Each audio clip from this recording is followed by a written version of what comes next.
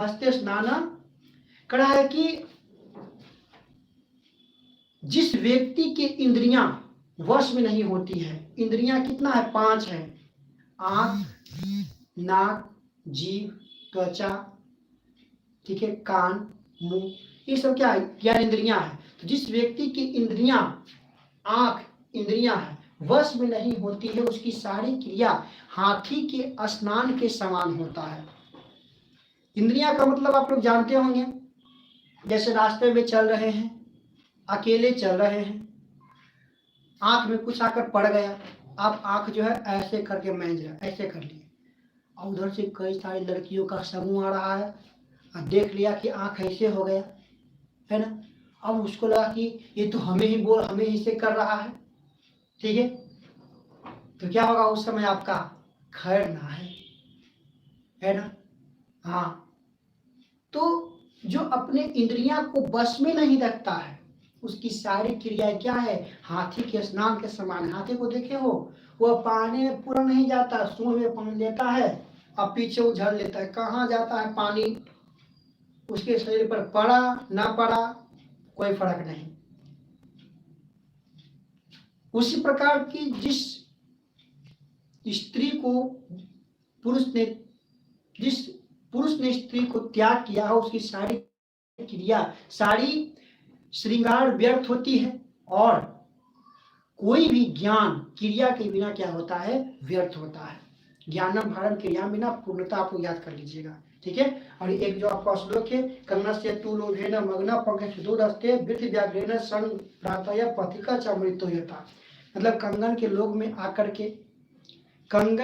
में आकर के महापंख में फंसकर पथिक जो है बूढ़े बाघ के द्वारा मारा जाता है, ठीक है। तो ये 3 कहानी हम आपको सुनाए। और अगर हम बात करूं आपका इसमें, तो एक आपका पढ़ना है, देखिए, कर्णस्य दानवीरता, ठीक है। दानवीर कर्ण के बारे में पढ़ना है। यहाँ से कुछ श्लोक है, जो श्लोक आपका पूछ देता है। दानवीर कर्ण में है ना, पूछ देगा आपको कि इंद्र जो है किस भेष में कर्ण से जो है कवच और कुंडल मांगने के लिए गया, क्योंकि कवच और कुंडल जो कर्ण है वह कौरवों की ओर से युद्ध कर रहे थे, पांडवों की ओर से 5 भाई थे, ठीक है। लेकिन जो कर्ण का जन्म हुआ था, एक विशेष वरदान के उपरांत जन्म हुआ था, कवच और कुंडल के उपरांत जन्म हुआ था, जिनको किसी भी देवता या असुर, जब तक उसके शरीर में है, कोई भी तीर या देवता या असुर से भेद नहीं सकता है। सारे देवतागण संकुचित हो गए, शिथिल हो गए, चिंतित हो गए कि अब इस पृथ्वी लोक पर असुरों का राज हो जाएगा। अगर कर्ण उधर से लड़ा तो असुरों का राज हो जाएगा।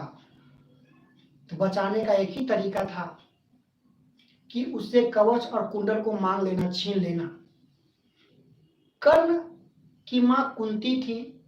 कुंती गई कि बेटे, तुम जो हो पांडवों की ओर से हो, तुम पांडवों का संतान हो, तुम मेरे संतान हो, लेकिन कर्ण कहता है कि माते, जन्म देने से बढ़कर कौन होता है? पालने वाला होता है। जन्म देने से बढ़कर कौन होता है? पालने वाला होता है ना। इसीलिए हम जो है पांडवों की, कौरवों की ओर से लड़ूंगा। सारे देवतागण चिंतित थे। तो इंद्र जाता है शक्र वेशधारी, मतलब साधु का वेश धारण करके बोलता है, मह्याम भिक्षा देहि। कर्ण से भिक्षा मांगा जाता है। कर्ण कहते हैं, हम तुझे 1000 गायों का समूह देते हैं। शल्य कहता है, न छामी, नहीं चाहिए, नहीं चाहिए। कहते और सुनो, हाथियों का समूह देते हैं, कहता नहीं चाहिए। भूमि जीत कर देते हैं, कहता है नहीं चाहिए। स्वर्ण कंगन जेवर जवरात देते हैं, कहता है नहीं चाहिए। तो कहता चाहिए क्या? कहता है ऊ, क्या ऊ? ये कवच और कुंडल। तो कर्ण कहता है